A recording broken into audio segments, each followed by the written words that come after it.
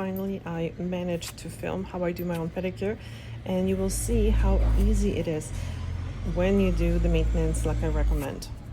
Honestly, you don't need electric file, you don't need anything special, you just need few basic tools. So when it comes to the maintenance, for every person, the maintenance might be a little different, but my feet, I would say, are pretty average, and more about the maintenance later in the video. So many times I do my pedicures actually on a balcony, as I have amazing lighting, sun, and my chairs are comfortable. So they actually have a pretty good back support and they're not too deep. I just place my heel on the edge of the chair that I'm sitting on, and I let my toes hang over the edge. This is the most comfortable position for me, and I'm not even that flexible. So if you're not comfortable in this position, just keep trying. Honestly, flexibility and mobility can be gained if you just keep practicing. So bit by bit, on a regular basis, just try to sit like this and it will get more comfortable. So I start with the nail polish removal, and I use pure acetone to do this.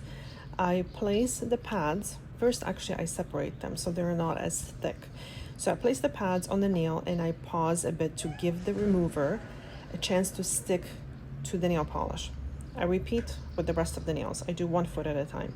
Once the pad looks saturated, so when you see that the polish is like seeping through, and that means that the polish is actually dissolving or has dissolved, I slide the cotton off away from me without rubbing the nail polish into the nails and skin around the nails, because then, especially if you're wearing a dark polish, it's extremely difficult to remove the polish from the skin. If there are other pieces of polish left, I go back with a clean pad and I clean it off, and then I repeat with the other foot.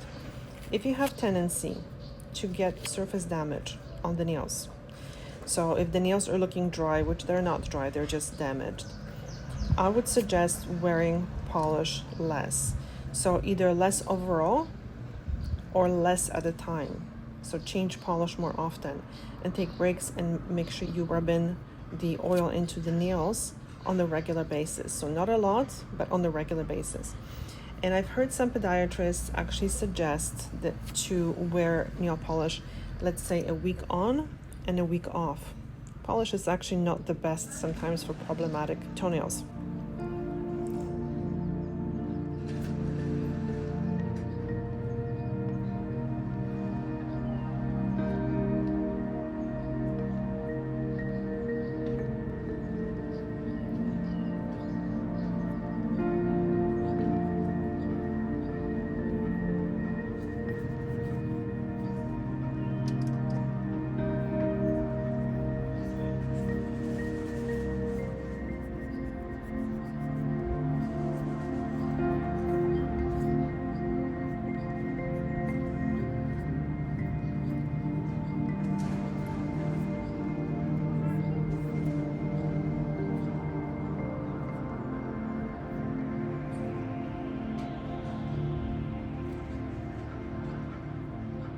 After the polish removal, I shorten the nails.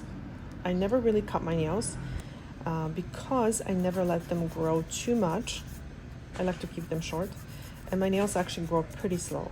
I shorten my nails every 3 to 4 weeks, I would say.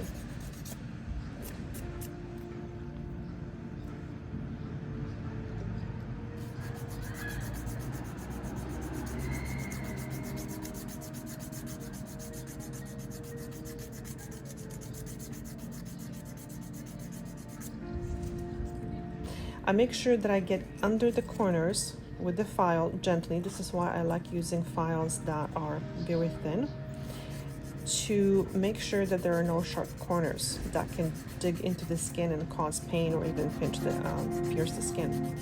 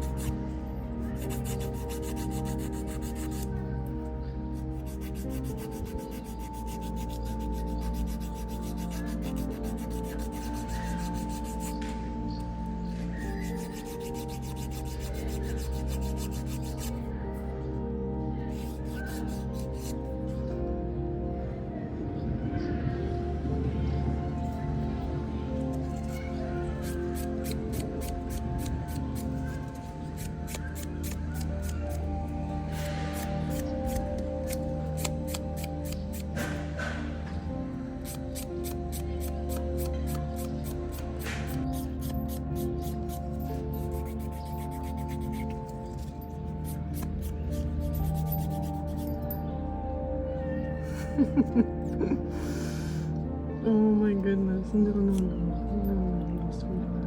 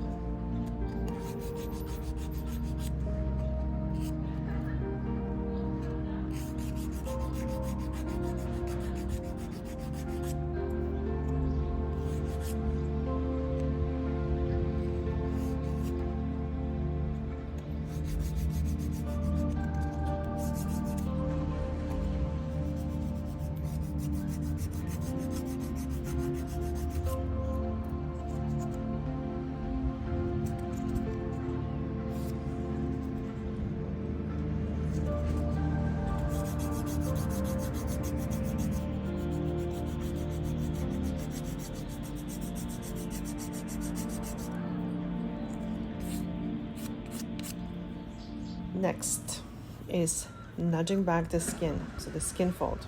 As you can see, and please pay attention, I only nudge the skin fold and I leave the cuticle, so the dry looking skin cells that are stuck to the nail, behind, because I will remove the cuticle next. I don't want to push the cuticle back under the skin fold because that doesn't make any sense.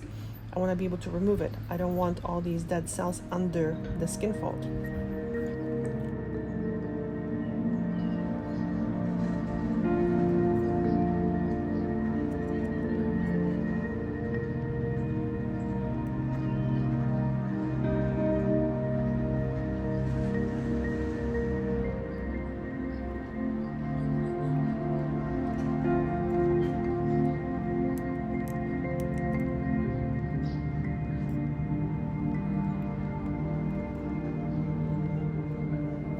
So once the skin is nudged back gently, I then apply a drop of Blue Cross cuticle remover to the area where the cuticle is. And I try not to go over the skin because it can irritate the skin, but obviously some of it will get on the skin, but not on purpose. Then I wait 2 minutes. After 2 minutes, I spray the toes with plenty of water because you want to neutralize the cuticle remover. They're very alkaline, so they can be very irritating to the skin. I talk about this very important topic in another video, which I will leave the link below to that video, because I talk about the neutralizing and how to neutralize it and why. So once I spray the feet, the toes, I don't dry the water off too much because I want the skin to still be soft. And then I remove the cuticle with the pointy side of the tool.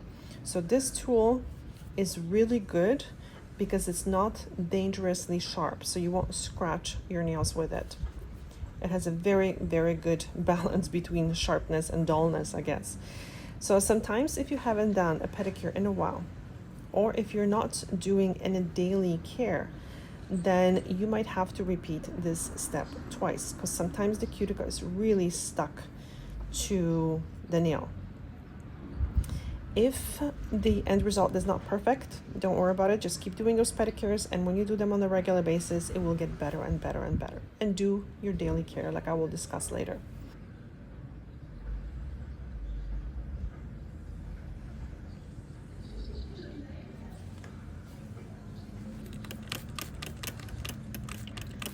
And next, I use this pedicure tool, Curette, to clean out the sidewalls and to feel for the corners of the nail. So I kind of get underneath the nail and I slide it underneath the nail without pushing it into the skin, obviously, because I don't want to break the seal, just to clean out the area, because sometimes there are a lot of skin cells that collect underneath and they can actually put a lot of pressure and cause a lot of pain. So these need to be removed very gently. And this tool I really like because it can also be used to nudge the skin fold. It's a little bit sharper, but it's not too sharp. And you can even remove the cuticle. So it has a perfect curve that fits the shape of the nail perfectly.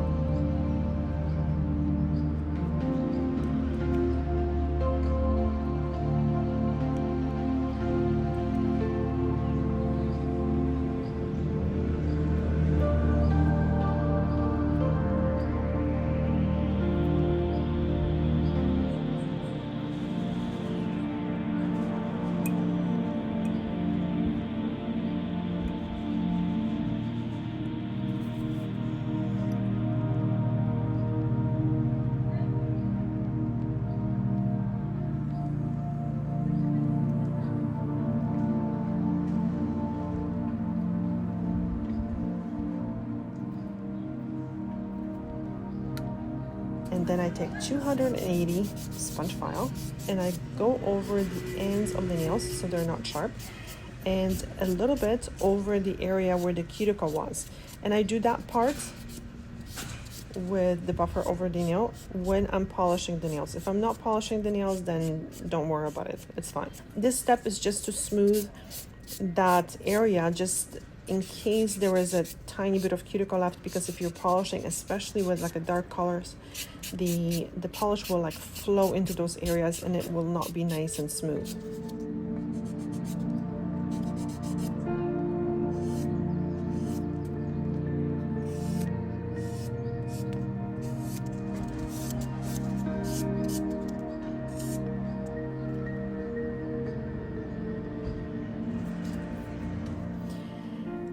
Next step, I move inside because painting nails outside is not a good idea whatsoever. So the polish dries too fast when you're doing it outside because of the air movement, and the polish will drag and bubble, and it will be very messy and difficult to paint with.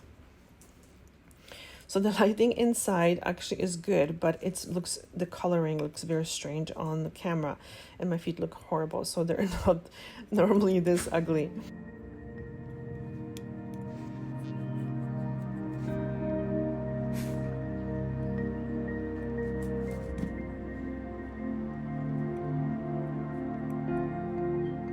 So I use Dazzle Dry base coat, letting it dry with no shiny spots left. This is very important because if you leave wet spots, once you go over that area with nail polish, the polish will stick to that area and will start to like pull the base coat. It just gets very weird. So just make sure that you look at the nails from side to side and make sure that the whole surface of the nail is very dull. So usually the ends of the nail have a little bit thicker layer of base coat, or I don't know how it happens. Sometimes the sides, so make sure that it's all nice and dull looking.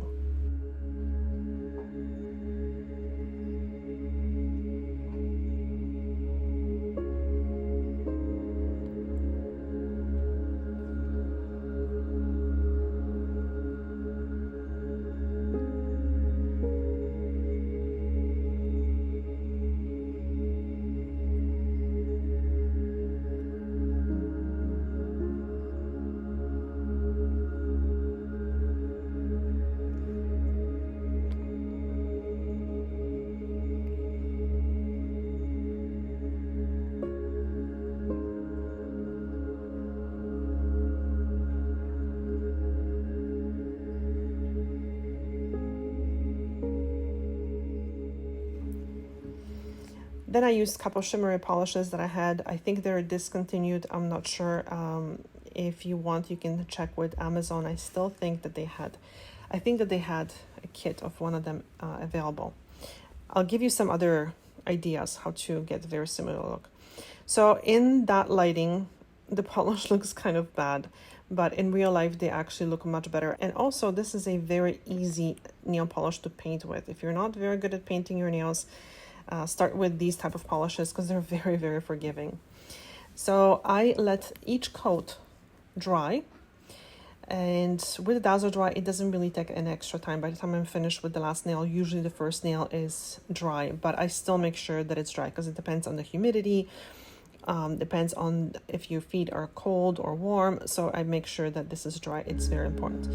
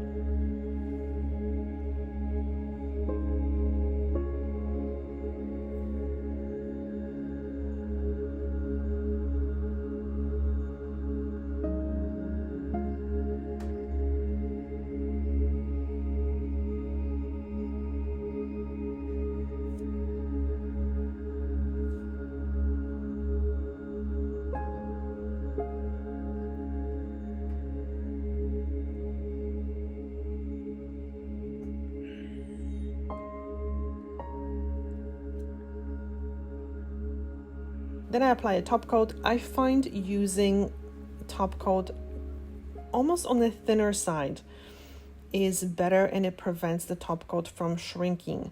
And also not having the top coat too thick is very important. I don't get the shrinking. I know some people do, but I don't. So I let the top coat dry 5 minutes, and then I apply oil and cream. And that is it. So about the maintenance, I don't do my heels. I don't do any exfoliation at the time that I'm doing my pedicure. And why? Because I do that maintenance on a regular basis in between pedicures.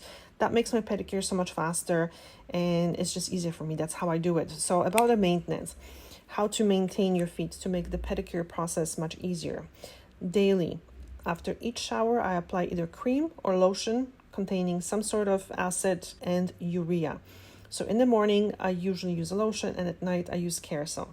If your feet feel greasy, just use less. I feel people over apply creams. So after a shower, which the research shows that applying cream and oils right after washing skin is way more effective, I apply a drop of oil on the nails. So 1 drop per really 10 nails actually. Or I use the salve that I make. And at night, after a shower, I use the Cuticle on my heels and also on my toes. And this is what makes the pedicure so much easier. You'll see that when you use an exfoliant, I mean, if you need it, if you're prone to hard skin around the nails, the pedicures are going to be so much easier. And I am prone to getting hard skin around the nails. I do a lot of walking, so I can totally tell the difference. I hope you enjoyed this video. Thank you so much for watching. Bye.